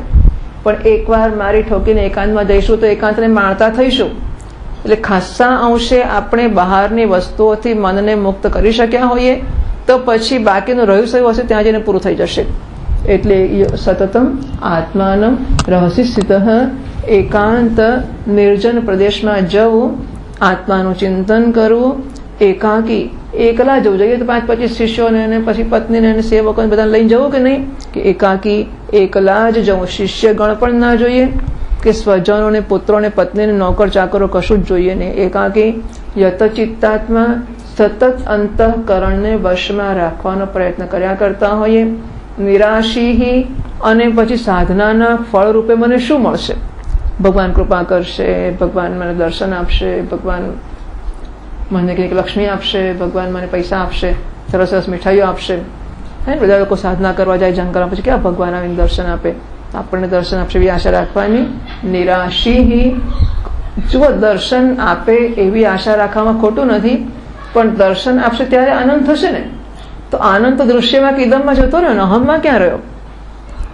આપણે આત્માનું ધ્યાન કરવું એટલે આત્મા આનંદ સ્વરૂપ છે. એટલે આત્માનું એટલે આત્માનંદનું ધ્યાન કરવાનું છે. આત્મા ભૂલી જાઓ, આત્માનંદનું ધ્યાન કરવાનું છે. હવે આપણે જયારે કહીએ કે નારાયણ દર્શન આપશે અને ત્યારે આનંદ થઈ જશે તો પરમાત્મા આનંદ થઈ ગયો, આત્માનંદ તો રહ્યો જ નહીં. એટલા માટે નિરાશી એટલે વર્તમાન સિવાયના કોઈ દેશકાળમાં એનો આનંદ આશ્રિત નથી. આનંદ માટે એ કોઈ દેશકાળની રાહ જોતો નથી. એનો આનંદ વર્તમાન દેશકાળ વસ્તુ સ્થિતિમાં આનંદ જ છે. નિરાશીનો અર્થ આવો. પછી આમ અંદર આશા ના રાખવીને આમ જોવે કે કોઈ ભિક્ષા આપી ગયું કે નહીં, પૈસા આવ્યા કે નહીં, કપડું પાથર્યું હોય, ધ્યાન કરવા બેસે ત્યારે એમ કે કોઈ નાખી જશે તો હા જે ચણા મમરા લઈને ખાઈશું, અને પછી થાય 1-2 કલાક થાય પૈસા કંઈ ખખડ્યા નહીં. પેલા કોઈને એમ કે ભાઈ ધ્યાનમાં વિક્ષેપ પડે એટલે બિચારો છાનામાનો નીચે મૂકીને જતો રહે. આપણને ખબર ના પડે, આમ ફેંકે તો ખબર પડે કે આયા પૈસા, પણ ખબર ના પડે. થોડી વાર જોવું પડે આપણે કે આવ્યા કે નહીં, પૈસા આવ્યા કે નહીં. એટલે નિરાશી, ચાલો બહાર મોટા શબ્દોમાં કહેવું હોય તો આવા અર્થમાં કે કોઈ આશા ના રાખવી, પણ મુખ્ય અર્થમાં એટલે અને ખાવા માટે આશા રાખવાનો વાંધો નથી. વેદાંતિઓ એનો વાંધો લેતા જ નથી. કપડા માટે, ખાવા માટે ભીખ માંગી આવીએ એની ચિંતા નથી, પણ સુખને માટે કશે આશ્રિત ના થવો જોઈએ.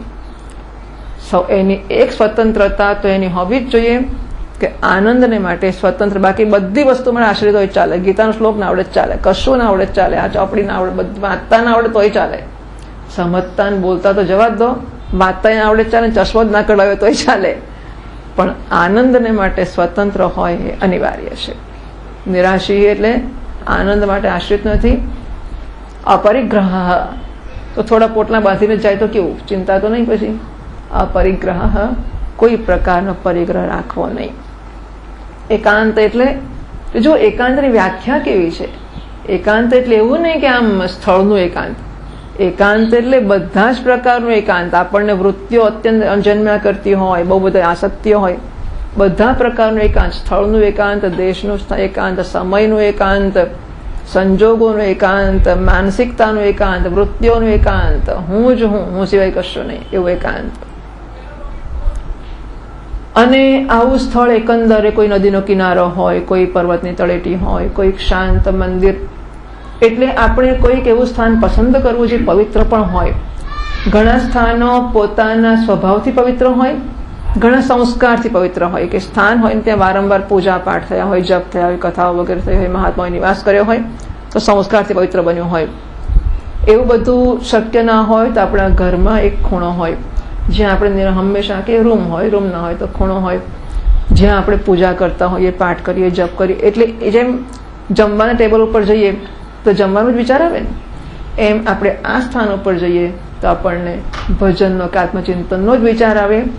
એવું એક સ્થાન આપણું બનાવવું જોઈએ જ્યાં આપણે નિયમિત બેસી શકીએ અને ભગવાનનું ભજન કરી શકીએ. અને સંસ્કાર આપીને પવિત્ર કરીએ ને પછી ત્યાં બેસવા માટે શું કરવું? શુચૌદેશે પ્રતિષ્ઠાપ્ય સ્થિરમાસનમ આત્મનઃ નાત્યુચ્છ્રિતમ નાતિ નીચમ ચૈલાજીન કુશોત્તરમ. આ પવિત્ર દેશમાં કે સ્થાનમાં જઈને પોતાનું એક સ્થિર આસન, એટલે આપણું પોતાનું આસન પણ જુદું હોવું જોઈએ. આ બધા દુરાગ્રહોની જરૂર તો નથી, પણ છતાં આપણે એસોસિએશનનો પણ એક નિયમ હોય છે કે આપણે આમ ચોપડીને બધું ગોઠવે એટલે પછી બાઇક સામે આવે એટલે બોલવા જ માંડે માણસ. એને કહેવું ના પડે કે પ્રવચન કરો, અને ગમે ત્યારે ગમે ત્યાં જો લાઈન મૂકી દો બાઇક એટલે પ્રવચન કરવા જ માંડે. એટલે એક સંબંધનો કે સંપર્કનો પણ નિયમ હોય છે. એ પ્રમાણે એ આસન જોડે આપણો સંબંધ એવો હોય કે આસન પર બેસીએ એટલે અને આસનને પણ સંસ્કાર મળે, એવું કે આપણને વાંધો નથી. એક વાતાવરણ હોય, જોઈએ તો અગરબત્તી સળગાવો, દીવો કરો, ફૂલ ચઢાવો, કંઈક સરસ વાતાવરણ ઊભું કરીએ જેમાં આપણે પછી આ જ મનમાં ભગવાનનું ચિંતન શરૂ થાય, આત્મચિંતન કરી શકીએ, માણી શકીએ. શુચૌદેશે પ્રતિષ્ઠાપ્ય સ્થિરમ, અને આસન સ્થિર, હિંચકા પર બેસીને ધ્યાન કરવું, એવું બધું ના કરવું. ટ્રેનમાં બેસીને કરવું ને એવું, કારણ કે બહારના આંદોલનો મનના વિચારોને પણ આંદોલન આપશે. એટલા માટે આત્મનઃ, પોતાનું આસન જ રાખવું. બધાના આસનોના સંસ્કારો જુદા જુદા હોય, એમાં પડવું નહીં. અતિ ઊંચું એકદમ બહુ ઊંચે જઈને બેસીએ કે પર્વતના શિખર ઉપર જઈને બેસીએ તો હવા પાતળી હોય પણ તકલીફ પડે. ક્યાંક આમ નદીના કિનારાને પાડી હોય ત્યાં બેસે પડી જવાની બીક રહે, અથવા પડી જવાય પણ ખરું ખરેખર. તેવું બધું પણ કરવાની જરૂર નથી. અત્યંત ઊંચું ના પસંદ કરવું. અત્યંત નીચું તો ક્યાંક તળેટીમાં બેસી ગયા અને પછી ભેજ આવવા માંડ્યો ને જીવડા આવે ને સાપ આવે ને વીંછી આવે ને એવું બધું. કેટલી બધી પ્રેક્ટિકલ સૂચનાઓ છે ને. કોઈ મૂર્ખતા ભરેલી, કોઈ આમ રહસ્યમય કેમ અંદર જઈને બેસવાનું, જો તો ખરો અંદર જઈશે ને ખબર પડશે. કશું જ નહીં, એકદમ બિલકુલ સિમ્પલ, સાયન્ટિફિક, લોજિકલ. ચોખ્ખે ભાઈ ભેજ ના લાગી જાય, તને જીવડા ના કરડી જાય, એટલું જ નહીં. ચૈલાજીને કુશોત્તરમ એટલે ઉપર વસ્ત્રનું, કોટનનું કપડું રાખવું આસનમાં. પછી વચ્ચે અજીના એટલે ચામડું, નીચે કુશ, દર્ભનું આસન. તો જેથી કરીને જમીનની ઠંડી ના લાગી જાય. એ સિવાય પેલા ઇલેક્ટ્રિસિટીના પ્રવાહો વહેતા હોય, વિદ્યુત તરંગો શરીરમાં ના આવી જાય. કેટલી બધી ડાપણની વસ્તુઓ, ચામડાની શી જરૂર પડે?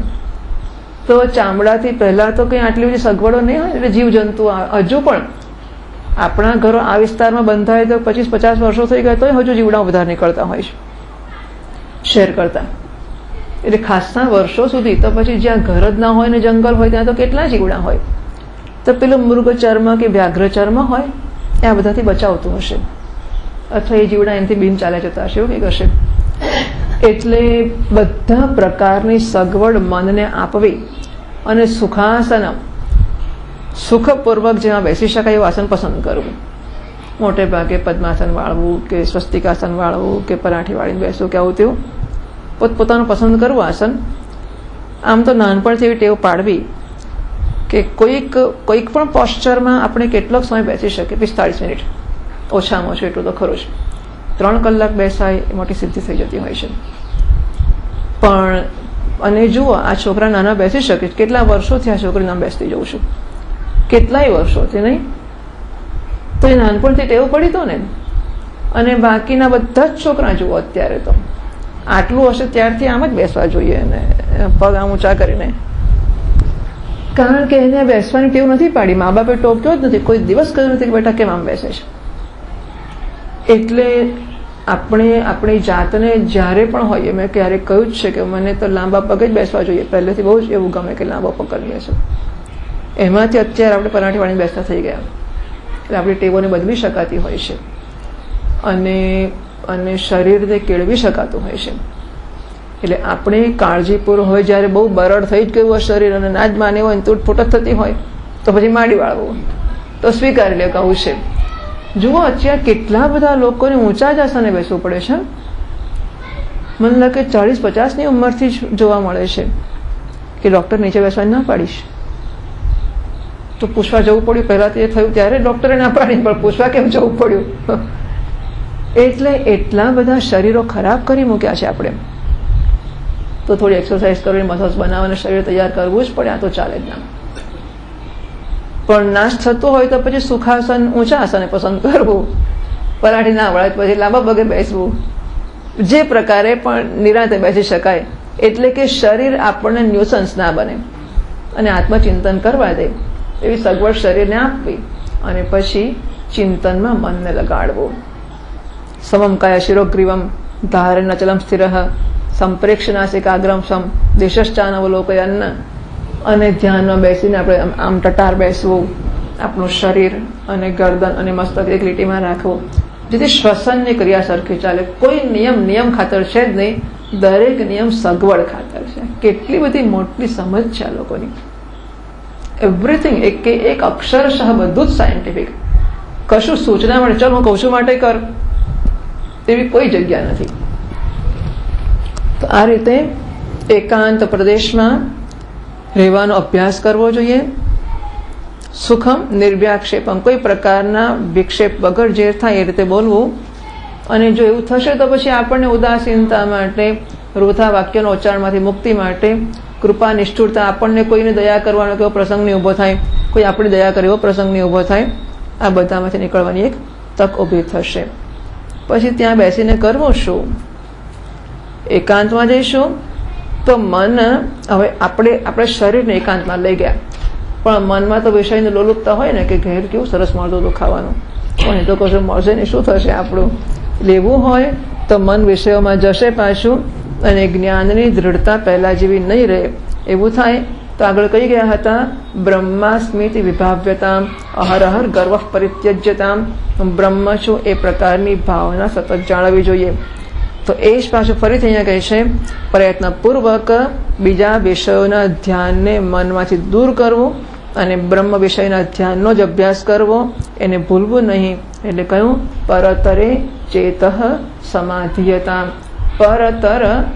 પર કરતાં પણ જે ચઢિયાતું છે બધું પર, જે આપણે ઉચ્ચતર અને ઉચ્ચતમ એવું કહીએ છે ને, તો ઉચ્ચ એટલે ઊંચું, ઉચ્ચતર વધુ ઊંચું, ઉચ્ચતમ સૌથી ઊંચું, એમ પર અને પરતર.